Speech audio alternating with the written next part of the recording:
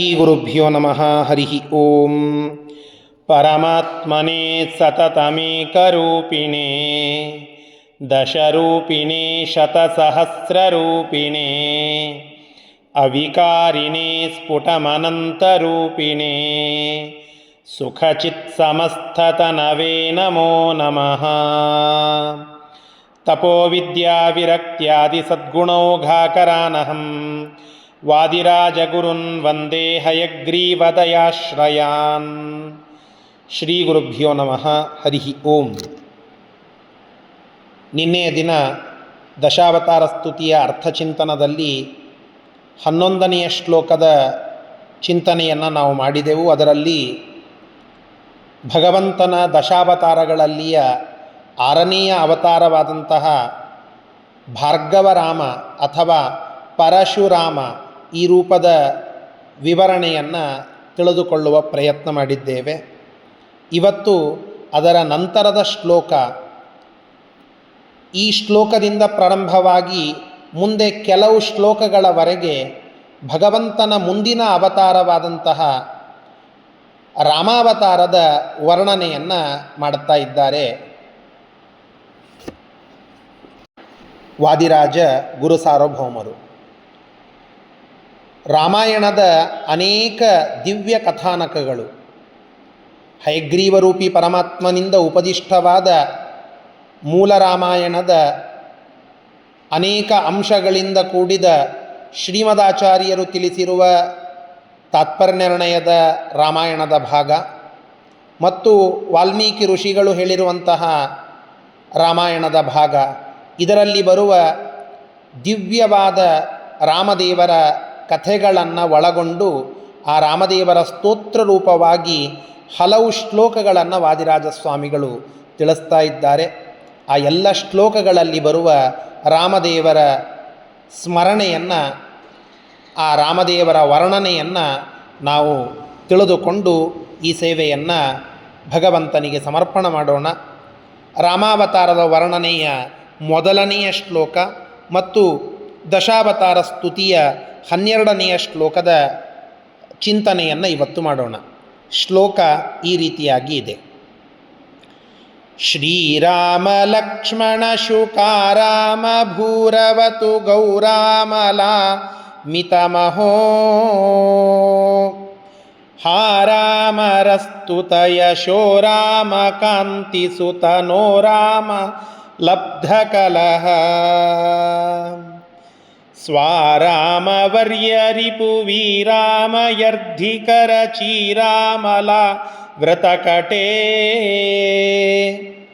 ಸ್ವಾರಾಮದರ್ಶನ ಜಮಾರಾಮಯಾಗತ ಸುಘೋರಾಮ ನೋರಥಹರ.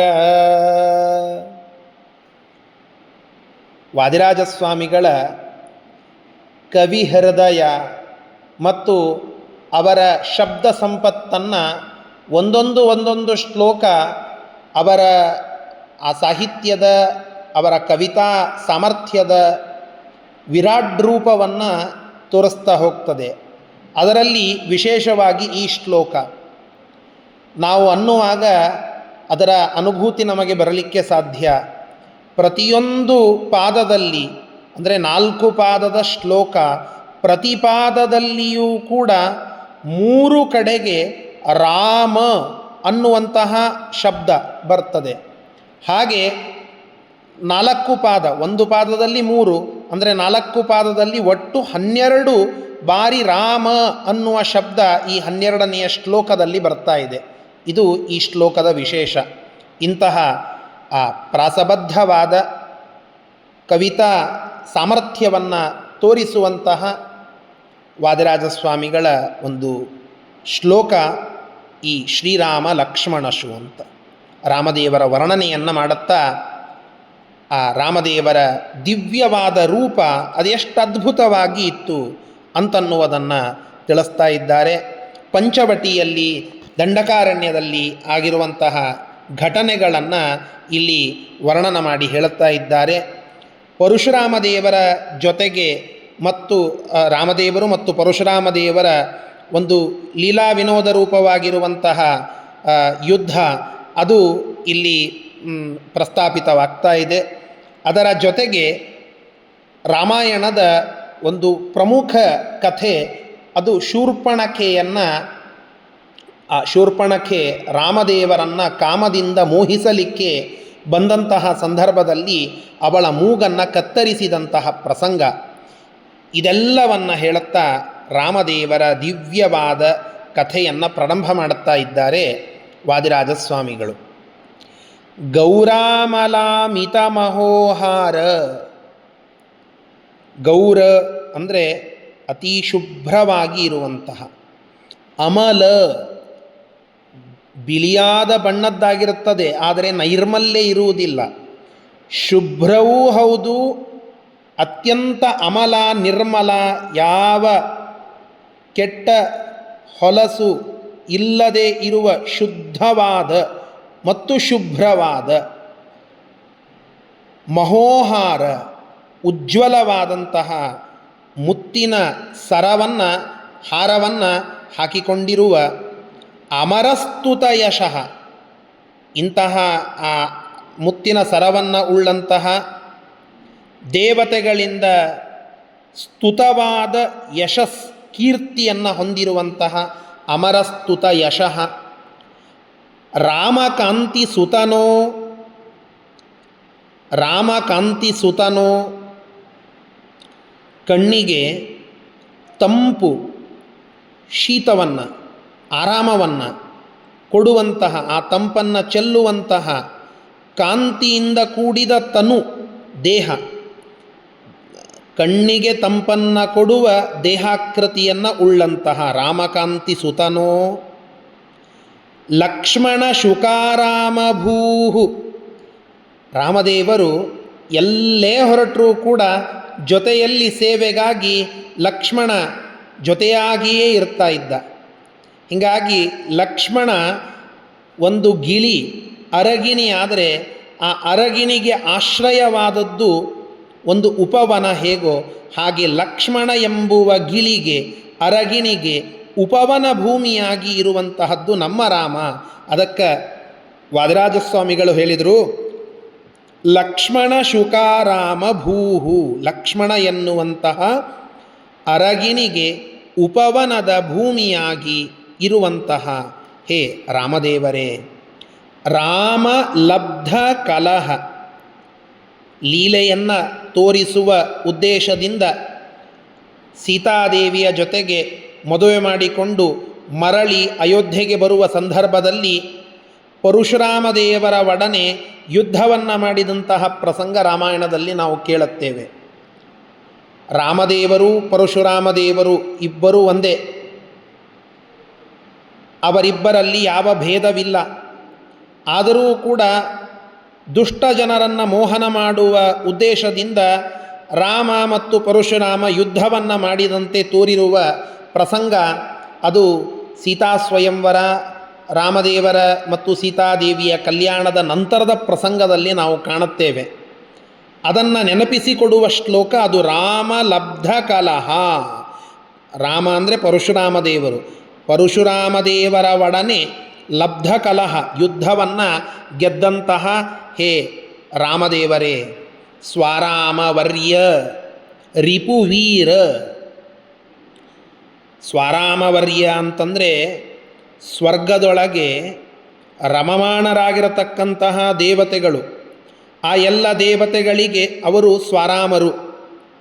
ಆರಾಮವಾಗಿ ಸ್ವರ್ಗದೊಳಗೆ ಆ ನಂದನವನದಲ್ಲಿ ಮಂದಾರ ವೃಕ್ಷದ ಸುತ್ತಲೂ ತಿರುಗಾಡುವಂತಹ ಆರಾಮವಾಗಿ ಇರುವ ದೇವತೆಗಳ ಒಡೆಯ ಯಾರು? ದೇವೇಂದ್ರ. ಆ ದೇವೇಂದ್ರನ ರಿಪು ಅಂದರೆ ಯಾರು? ದೈತ್ಯರು. ರಿಪು ಅಂದರೆ ಶತ್ರುಗಳು, ದಾನವರು.